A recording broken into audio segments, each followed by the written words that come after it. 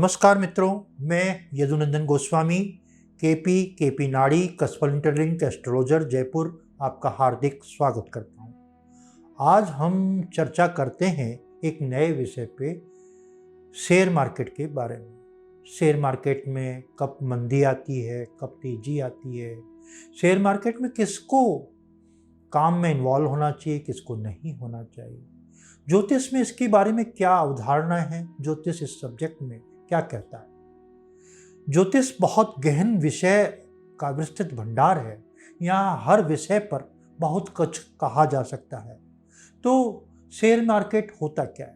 Share market एक list करवाते हैं कंपनियां और बाजार में इसको शेयर मार्केट की रेट लगती हैं। कभी तेजी आती है, कभी मंदी आती है, और जो अंशधारी हैं, जो कंपनी के, उनके शेयर की वैल्यू चेंज होती रहती है, रेट बदलती रहती है। शेयर मार्केट में सबसे पहले रिलायंस का प्रादुर्भाव हुआ और रिलायंस के माध्यम से शेयर मार्केट को लोगों ने जाना। धीरू भाई अंबानी द्वारा निर्मित रिलायंस कंपनी के शेयर सबसे पहले शेयर मार्केट को मानते ही रिलायंस कंपनी मानते। एक युग था जब शेयर मार्केट में बड़ी तेजी मंदी आती थी और कई चीज़ों में परिवर्तन आते थे, और शेयर मार्केट से कई लोग रातों रात अमीर हो गए और कई लोग रातों रात बहुत गरीब बन गए। तो शेयर मार्केट कैसे काम करता है, ये आम लोग सभी परिचित हैं, और इसका ही रूप है कमोडिटी व्यापार, जो उतार चढ़ाव आते हैं और सौदे जो एडवांस में सौदे किए जाते हैं, खरीदे जाते हैं, फिर माल बेचा जाता है। एक तरह से प्रैक्टिकल रूप से नहीं होकर, वो व्यक्तिगत रूप में खरीद कर वो सामान खरीदने की अवधारणा बनाते हैं, पैसा जमा करते हैं और फिर उसको बेच देते हैं, और टर्नआउट का हर बार का खरीदने बेचने का एक कमीशन दिया जाता है। तो शेयर मार्केट का काम कौन करे? शेयर मार्केट का काम करने के लिए व्यक्ति का राहु बहुत स्ट्रांग होना चाहिए।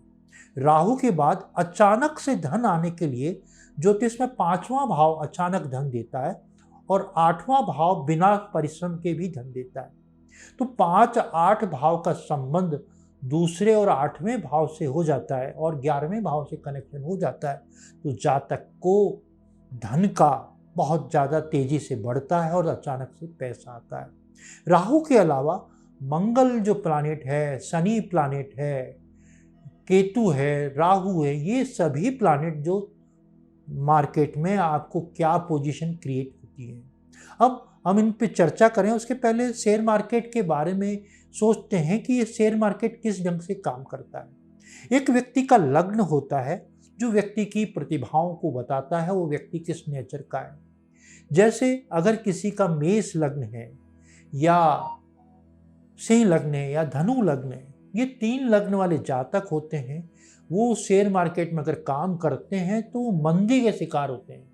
उनको शेयर मार्केट ज़्यादा फायदा नहीं करता, क्योंकि उनके लग्न में मेष राशि, सिंह राशि और धनु राशि वालों को थोड़ा सा, धनु लग्न वालों को शेयर मार्केट में इतना उतार चढ़ाव से इतना फायदा नहीं रहता, क्योंकि ऐसे लोगों को मंदी से की मार झेलनी पड़ती है। वहीं जो हम देखते हैं कि शेयर मार्केट में अगर चर लग्न है, जैसे मेष है, मेष के साथ में चर लग्न में मेष, कर्क, तुला और मकर, ये जो लग्न हैं ये व्यक्ति के चर लग्न हैं। इन चर लग्न में जिनका जन्म हुआ है या गोचर में चंद्रमा इन राशियों में गुजर रहा है, तो मार्केट में तेजी की अवधारणा बनेगी, मार्केट तेज होगा।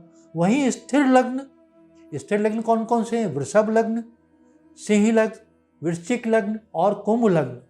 अगर इन लग्नों पे काम किया जा रहा है, गोचर में इस लग्न में काम हो रहा है, इस चल रहा है, तो इस अवधि में भी पर डे एक लग्न होता है।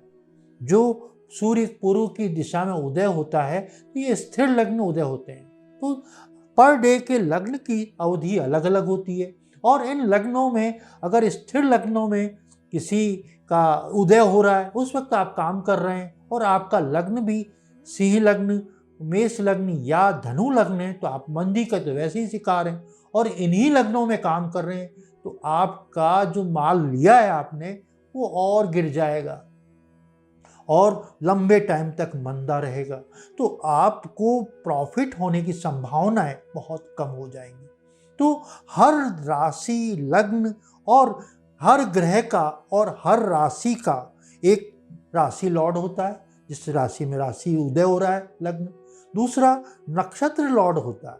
नक्षत्र किसी के भी 9 ग्रहों में किसी का भी हो सकता है, मंगल का भी नक्षत्र हो सकता है, राहु का भी हो सकता है। राहु के नक्षत्रों में, सूर्य के नक्षत्र में और शनि के नक्षत्र में, केतु के नक्षत्र में, पाप ग्रहों के नक्षत्रों में तेजी की संभावनाएं बहुत कुछ बन जाती है। वहीं अगर मंदी के जो हैं प्लानेट, मंदी के प्लानेट कौन से हैं? शुभ ग्रह हैं, शुक्र, गुरु, बुध। बुध अकेला होना चाहिए प्लानेट में, और चंद्र, क्षीण चंद्र, यानी अमावस के आसपास का जो चंद्र है किसी के, तो उन लोगों को मंदी का ज़्यादा शिकार होना पड़ता है। तो ऐसे लोगों को शेयर मार्केट में प्रभावित नहीं होते हैं, ऐसे लोगों को शेयर मार्केट में नहीं जाना चाहिए।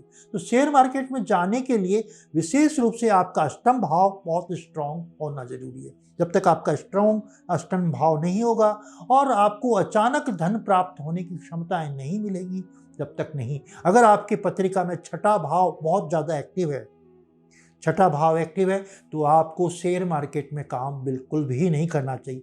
जनरली लोग बाग, सर्विस क्लास के लोग बाग शेयर मार्केट में बहुत ज़्यादा करते हैं, और छठा भाव जब एक्टिव होता है, जब भी आदमी सर्विस क्लास में जाता है और वो शेयर मार्केट में काम करते हैं, तो उनको मंदी का शिकार करना पड़ता है और घाटा उठाना पड़ता है।